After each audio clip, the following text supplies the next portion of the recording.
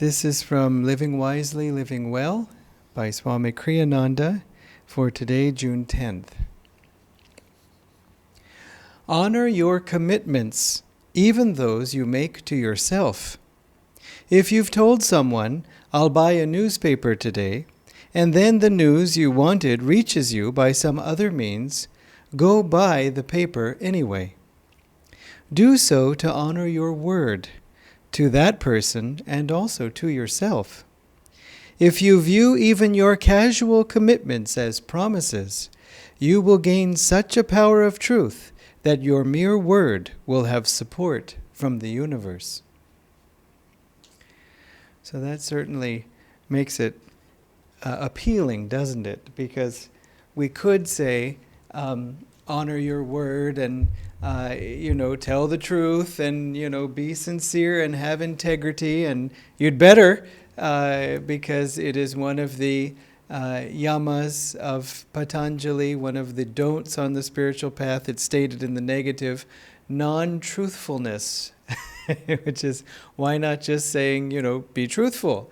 But Patanjali, in fact, states many of the yamas, all but one, in the negative, basically as a way of saying that it is our nature to be truthful, actually. It's not something that we have to learn how to do. But if we do have some kind of trouble with the truth, then we have to refrain from making that particular mistake. So he says non-truthfulness, or non-truthlessness. Yeah, non-truthfulness would not be hard to follow. Non-truthlessness.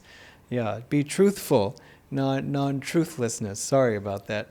So why is it our nature to tell the truth, or how do you know? Well, you see it in little children, for example, that usually with young children, if you ask them a question, they will just give you the straight answer, no matter how embarrassing sometimes to the parents. And so we find it cute in children, but it sometimes can be awkward if they, for example, have quoted exactly what we said word for word, and that wasn't really meant for all ears. This happened in the case of Swami Kriyananda in a different way. When he was a very young child, he had talked about a situation where he was with, I think it was his father and his grandfather on his mother's side. Is that right? Maybe not. Maybe it was his father's own father. Anyway, his father commented on how he had gotten a speeding ticket while driving his car, and that he had to pay it. I think he was grumbling about having to pay it or something. Maybe not grumbling, but anyway, he had to pay it. And the grandfather of Swamiji said, well, it looks like your father escaped prison this time, as a joke, because he paid the ticket. So then, at another gathering, surrounded by people, Swamiji, a young Swamiji, called out to his father, Daddy, Daddy, tell us about the time you escaped from prison. And it was mixed enough company that his father flushed a rather deep color of something. And it was embarrassing. And so this kind of thing, children can be very truthful, unguarded, which is a very good quality in them. Of course, you find many times that some children who don't tell the truth, and that is usually because they've been hurt. They have learned that this world can hurt them and that they have to be cautious, guarded. So in fact, when you find a child like that, you might ask yourself, I wonder how he's been hurt, rather than just, what's the matter with you? Why don't you just tell the truth? What are you afraid of? We usually think about it in yourself. We like to tell the truth, but maybe sometimes if we're nervous about the outcome, if we do tell the truth, we are tempted to maybe adjust the truth a little bit. So anyway, this isn't really about being truthful, but about honoring your word, that if we say we're going to do something, then we should do it. And this has a number of benefits, most of all, as Patanjali says, of non-truthlessness, that we... that's right, it's non-truthlessness, right? Yeah, for non-lying, sometimes it's given as non-lying. that as Swamiji quoted here, that your very word becomes binding on the universe. And so as you tell the truth, even if no one ever hears you, meaning it's not that it comes from people's impressions, oh yeah, I know him, he tells the truth, or I know she always tells the truth, your word gains strength. And you know people who have this strength. When you hear them speak, there's something about it that you, first of all, you trust what they're saying, you believe what they're saying, but most of all, you know that they know what they're talking about. And it may be that that happens generally with them or on a specific subject, but maybe not in all subjects. But when they speak about this, it's just, you can accept it easily. Other people, they may have the most beautiful words, but there's something that maybe you don't quite trust or you're not quite sure. It may be very dazzling, but somehow it might not have a spine to it. It might not have enough strength. There's just something perhaps that makes us hesitate to say, let's see what actually happens, or let's see what this person does, not just what they say, and then we'll know. And this is a good sense to develop. It happens the more you develop that sense of truthfulness in yourself. Now, another benefit of doing what we say we're going to do is it brings great peace of mind. We said we were going to do it, we did it, and so we can sleep at night. And so when we don't do that, it nags at us. Even if another person never mentions it, well, you did say you were going to, and you didn't. And so even if that never happens, there's a voice inside of us that says, well, you did say you were going to do it, and it may be easy to ignore at first. It's easy to justify, oh, no, of course not. I'm generally always very dependable and truthful. This case, compared to the normal person or anybody in my situation would have, or compared to how I used to be, or that person, my gosh, I'm sure my score is much higher than theirs. So all of these are self-justification. Be very cautious about any kind of argument that goes in this direction, because it is not coming from the soul, it is coming from the ego. And so what this means also is that if we're going to honor our word, we should be more careful in giving our word.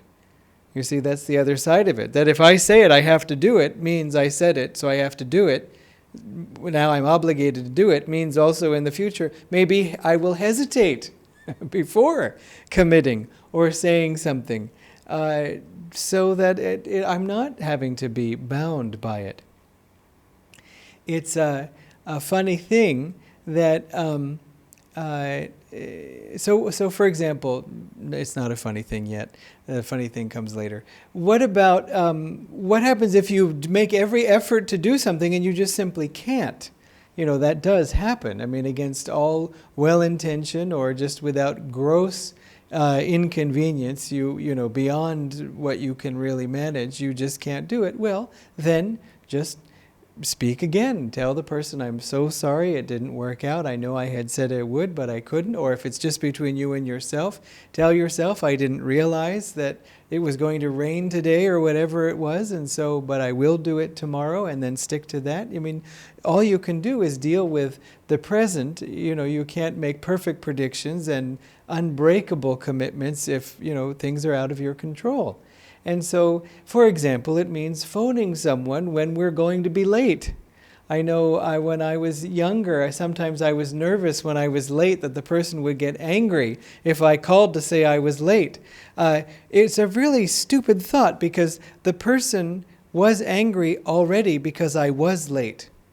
And 9 times out of 10, they were angry because I hadn't bothered to tell them. So rather than thinking I'm avoiding some sort of discomfort, or maybe I don't want to upset them by saying I'm late, they can look at the clock. The clock tells them that I'm late. I realized that it was disrespectful. They were saying, why didn't you just call? If I had known you were going to be late, I could have done so and so, and why didn't you even think of me? Why didn't you care? And of course, I was thinking about the person, and I did care, mostly what happened to me, unfortunately. This is what happens as we grow up. And so then I realized it's much better to just call. And that goes for a lot of things. when there's a disagreement, when there's a conflict, when there's something that's unclear, just call. If you're thinking of writing an SMS, write an email. If you're thinking of, no, I'd rather write an email, make a phone call. If you're thinking of making a call, make a FaceTime call or a Zoom call where you can see each other. And if you're thinking of that, I would normally say, well, instead of doing a Zoom call, meet in person. Not right yet, 6 feet and masks and all that. Zoom call's probably fine for now during this time. Another funny thing you may notice, though, when you do make a practice of telling the truth, and this is something yogis sometimes have to be careful about, is that if you try to fudge a little bit the truth, that sometimes it can sneak up on you. For example, some friends have shared that they sometimes will say, how can I not do this thing today? And yet not just tell the person, I just don't want to do this thing today. So sometimes they'll say, I'm not feeling well today. And so, I'm so sorry. Oh, yeah, well, I appreciate your sympathy. And if you're not feeling well, never mind. Great, thanks. And then they're free. And then what happens? They become unwell. Don't say, I have a headache when you don't, because you might get one. The universe will say, I want to support you as a person of truth. And so, there's the headache. So it's a little funny that way. And so, but most of all, as I was saying before, the peace of mind that comes, the power in your speech, we hear of that so much with saints. There's the beautiful story in the autobiography of a yogi where Master was going to Sri Yukteswar's ashram rather than college. And then Master, Sri Yukteswar said, you have to sit for the final exams. And Master thought, oh no, this isn't fair. I haven't been going to college. How can I sit for the exams? I mean, he went occasionally. He said it was rather his presence that brought sort of surprise from his colleagues rather than his absence. But his presence in the classroom, I mean.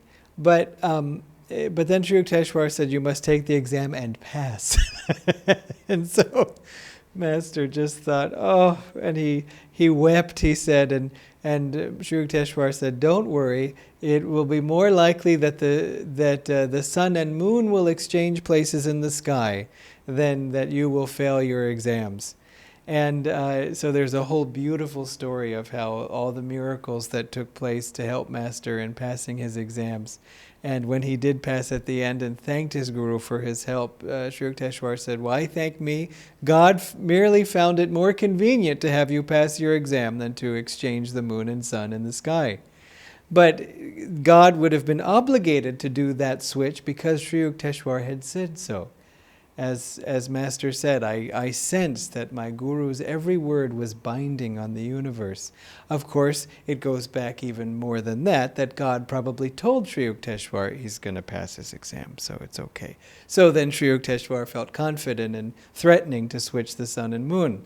So, you see, it's all God there anyway. It's not as if Sri Yukteswar said, hey God, guess what I'm going to make you do? No, Sri Yukteswar is one with God. That's even what Yukteswar even means, his name.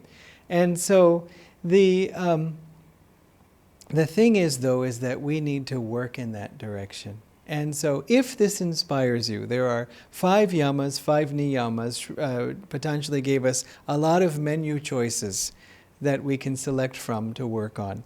And so if being truthful, passionately truthful, meaning honoring your commitments, appeals to you, then do it.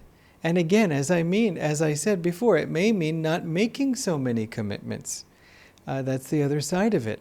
Your commitment to God, of course, should be uppermost, and your commitment to your spiritual development is also very high.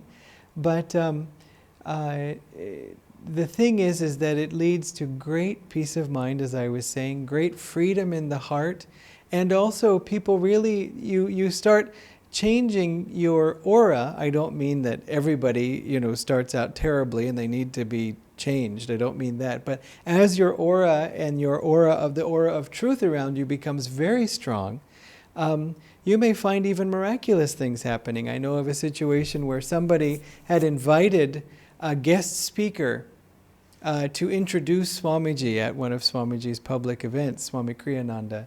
And the person, they contacted the person through the person's agent. The person was a well-known speaker. And the agent said, yes, we will do it, and so on. And then this person, this is an Ananda member, made the announcement before everyone, and our introductory speaker, guest speaker, will be so-and-so, chief guest, basically. And then that person, for various reasons, backed out and said, actually, I can't do it. It was more for philosophical reasons, strangely, without going into all the details, rather than some other kind of problem. And so it was a little bit awkward because, it was the person, the Ananda person didn't necessarily care, but still it was that they had said it in front of everybody. And a friend of his said, well, you are a man of truth and you have said that this will happen, and yet, I'm curious to see, because right now the person has backed out. So to make a long story short, at the very last minute, the chief guest changed his or her mind. I don't want to go even nail it down that specifically. The chief guest changed its mind, changed their mind, and said, I will do it, and did come, and gave the introduction. So anyway, I hope the moral of the story is clear, and whatever moral you have, I think that's the one I will leave you with. So thank you very much, and good night.